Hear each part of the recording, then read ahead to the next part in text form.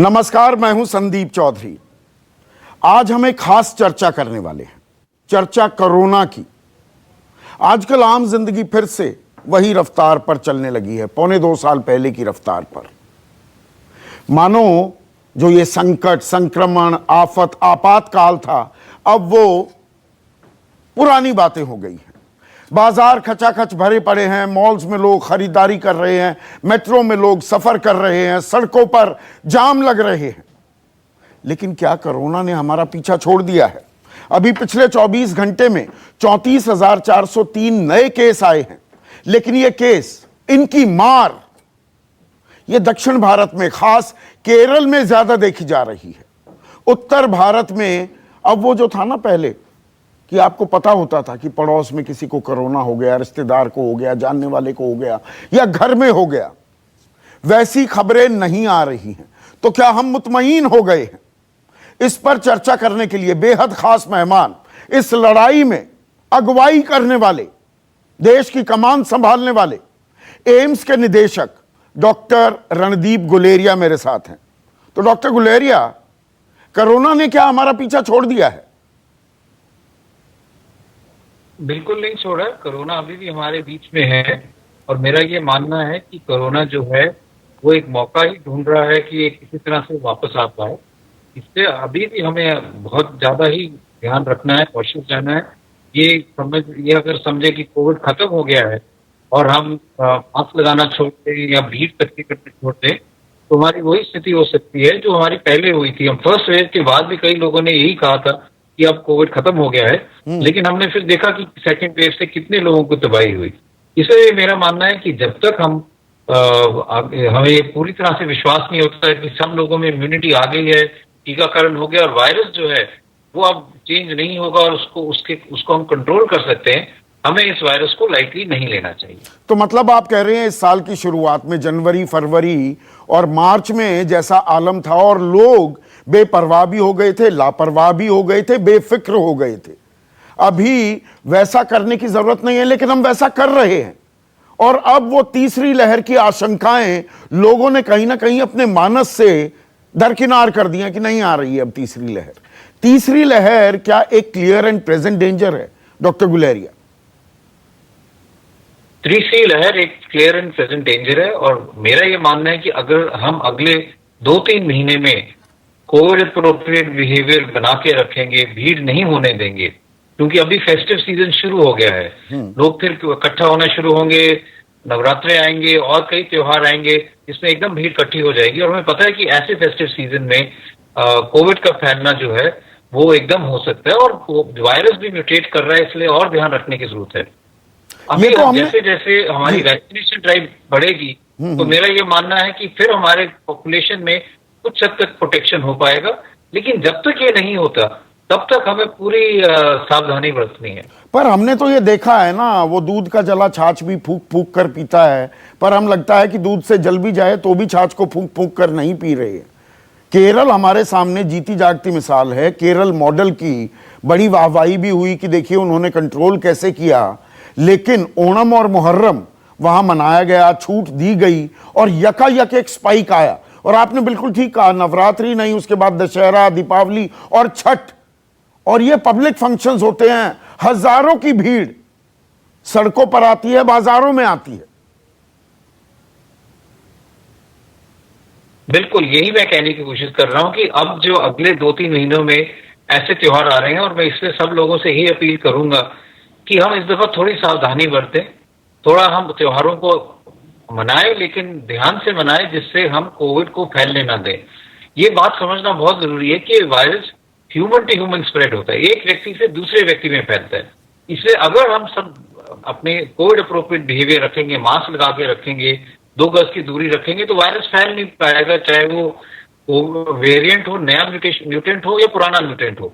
लेकिन अगर हम ये सब चीजें छोड़ देंगे तो वायरस को एक मौका मिलेगा फैलने के लिए। और कई ऐसे लोग हैं जिनमें अभी इम्यूनिटी नहीं है या इम्यूनिटी कम है, उनको एकदम इन्फेक्शन हो सकता है और उससे इन्फेक्शन सारे समाज में फैल सकता है। और कई लोगों की जिनको कोमॉर्बिडिटीज है या जो बुजुर्ग हैं, उनको सीरियस बीमारी भी हो सकती है जिसके कारण हॉस्पिटलाइजेशन भी हो सकता है, और डेथ भी हो सकती है। आपने इसलिए मैं कहा, यही कहना चाहूंगा कि हाँ इसको प्लीज लाइटली ना लें। प्लीज प्लीज जारी रखिए। तो इसलिए मैं यही कहना चाहूंगा कि हम अपने लिए भी और अपने आसपास परिवार वालों के लिए भी अगर हम उनको सेफ रखना चाहते हैं तो अगले 2 महीने के लिए ध्यान से रहें, पूरी तरह से सावधानी बरतें। तो 2 महीने और एहतियात बरतने की जरूरत है। लेकिन आपने जो ये शब्द इस्तेमाल किया ना कि वायरस म्यूटेट भी कर रहा है, यानी कि रूप स्वरूप वो बदल रहा है, सिम्टम्स भी बदल रहे हैं क्या डॉक्टर गुलेरिया? आम आदमी ये सोचता है कि जी बुखार हो गया, खांसी हुई, जुकाम हुआ, नजला हुआ तो ये एक कोविड के सिम्टम हो सकते हैं, फिर पता लगा पेट खराब होना भी एक सिम्टम है।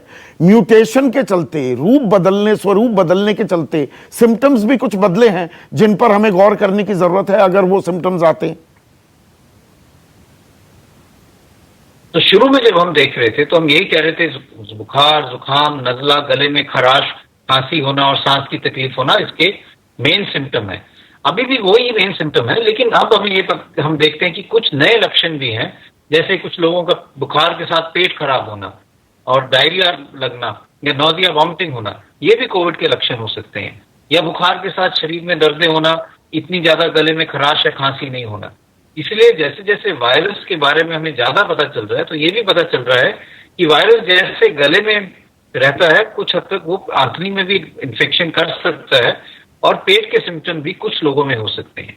लेकिन ज्यादातर जो अगर लोगों की हम बात करें, मेजॉरिटी की बात करें, तो उनको रेस्पिरेटरी सिम्टम्स, जुकाम, नजला, गले में खराश, बुखार, इस टाइप के ही लक्षण होंगे। और ये बच्चों में भी अब मार करने लगा है, ये म्यूटेंट जो दिख रहा है।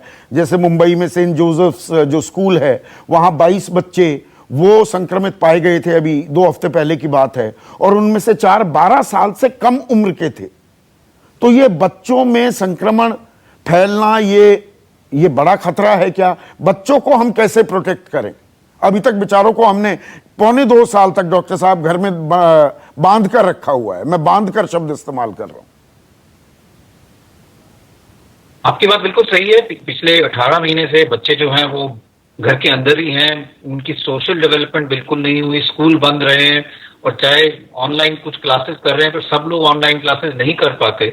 और ऑनलाइन क्लासेस और फिजिकल क्लासेस में बहुत फर्क है, क्योंकि बच्चों का सिर्फ पढ़ाई ही नहीं, उनकी सोशल ग्रोथ जो है, कैरेक्टर बिल्डिंग है, पेरेंट्स टीचर्स के साथ इंटरेक्शन की जो बात है, वो सब जो है 1.5-2 साल से नहीं हुई है।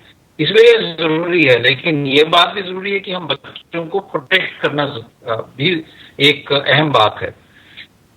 खुशी की बात यह है, जो अभी तक डेटा है उसमें यह आया कि क्योंकि बच्चों को हमने प्रोटेक्ट किया, इसलिए वो ससेप्टेबल पॉपुलेशन है, उनमें वैक्सीन भी नहीं लगी हुई। लेकिन अगर हम डेटा को बड़े बारीकी से देखें तो उसमें यह भी आया है कि बच्चों में ज्यादातर माइल्ड इन्फेक्शन ही हुआ है, ज्यादा बच्चों को इन्फेक्शन हुआ है, लेकिन हॉस्पिटलाइजेशन इतना नहीं हुआ है या डेथ्स नहीं हुई है। तो बच्चों में कुछ हद तक प्रोटेक्शन रहता है इस कोविड से, और इसलिए उनको यूजुअली ही माइल्ड इन्फेक्शन होती है।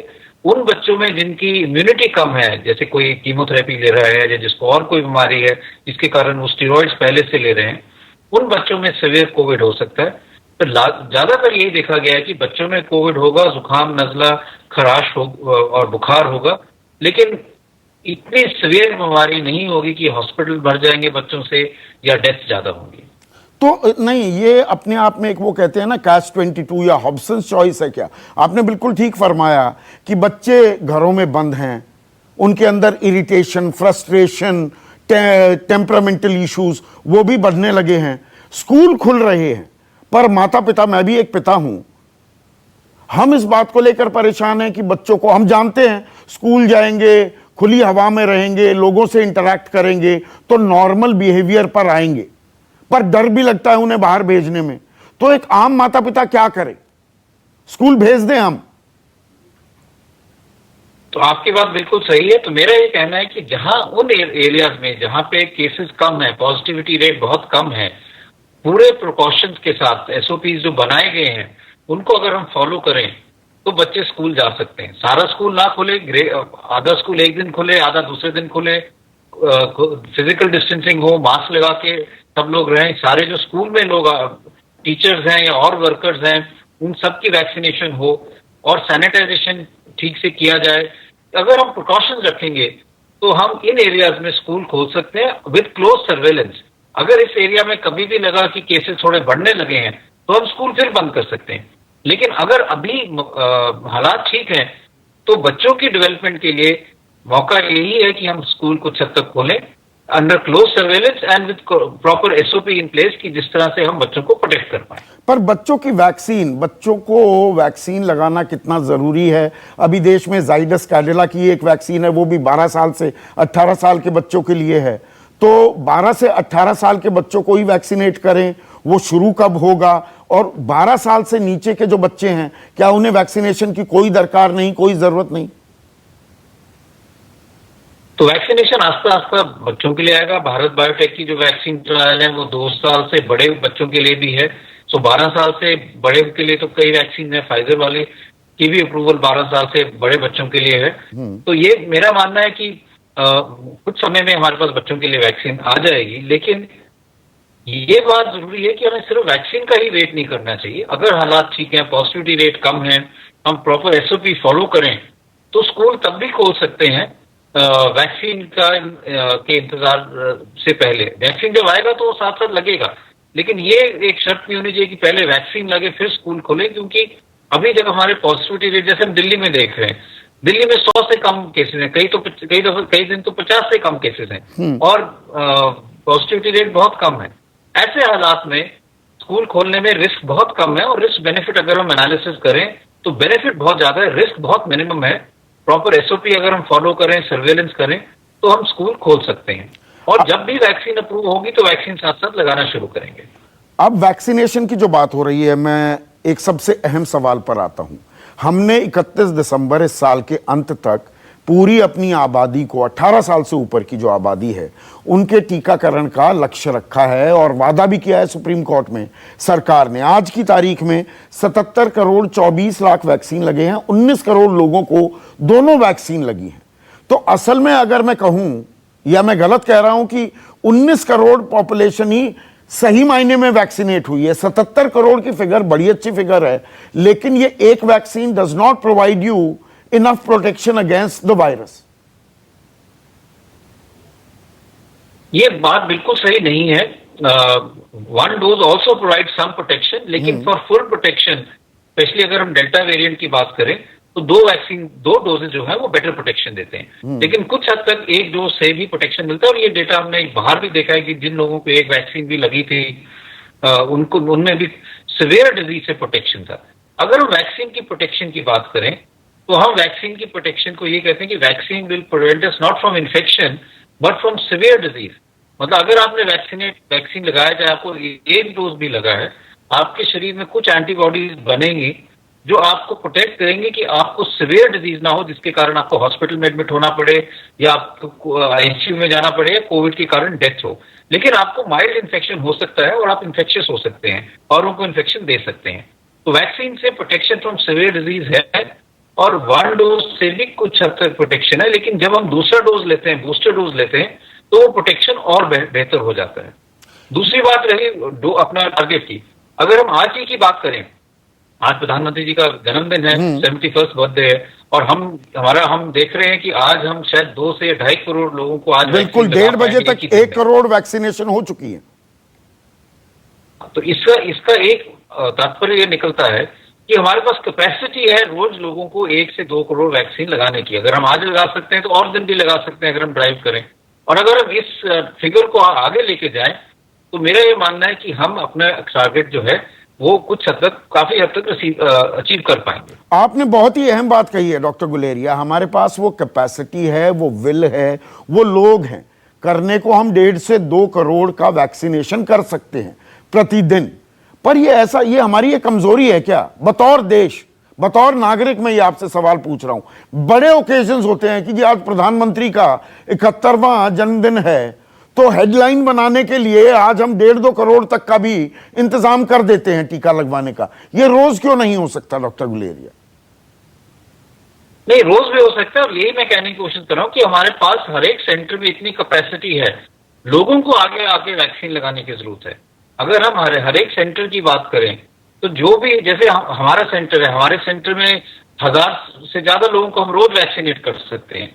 लेकिन एवरेज में लोग, जो हम लोगों को मोटिवेट करते हैं कि आप आगे आए, वैक्सीन लगाएं, तो अब रोज जो है हम 1000 का टारगेट नहीं कर पाते, कभी तो हम 400-500 ही लोगों को वैक्सीनेट कर पाते हैं।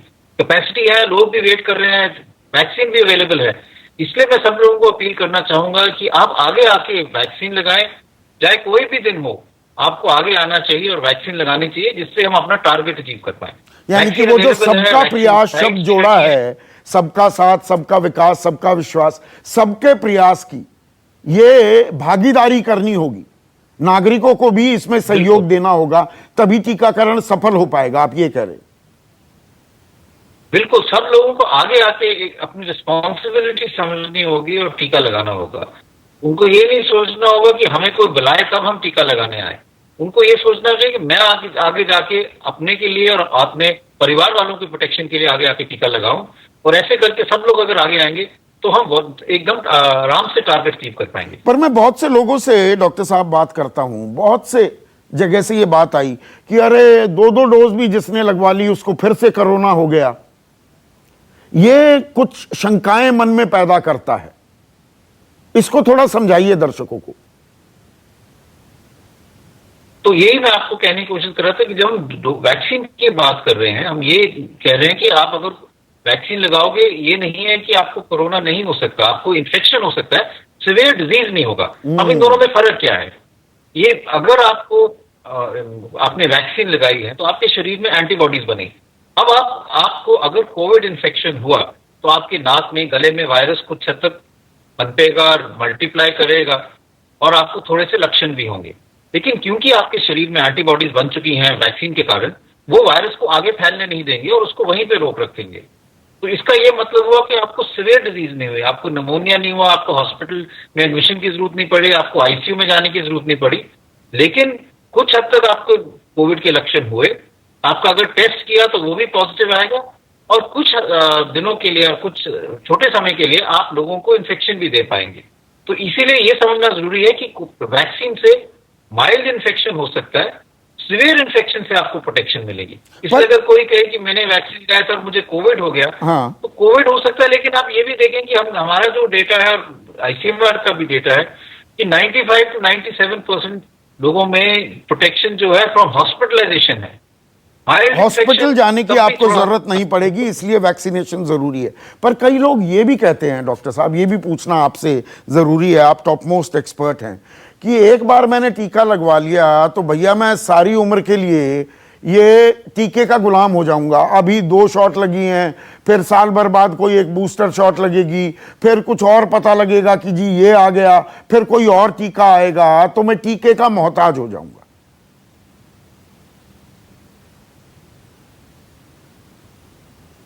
नहीं, ये बात सही नहीं है, क्योंकि अगर हमारी इम्यूनिटी अच्छी हो जाए सोसाइटी की, अभी हम तो ये कह रहे हैं कि हर्ड इम्यूनिटी नहीं आएगी, सब लोगों की इम्यूनिटी अच्छी हो जाए तो हम वायरस को के फैलने को रोक सकते हैं और उस हिसाब से हमारे केस कम हो सकते हैं कि जिससे बार बार वैक्सीनेशन की जरूरत नहीं पड़ेगी। लेकिन ये बात जो है ये कहना मुश्किल है, क्योंकि कैसे वायरस इवॉल्व करते आगे हमारी इम्यूनिटी सोसाइटी की बनती है, उसमें ये डिपेंड करेगा।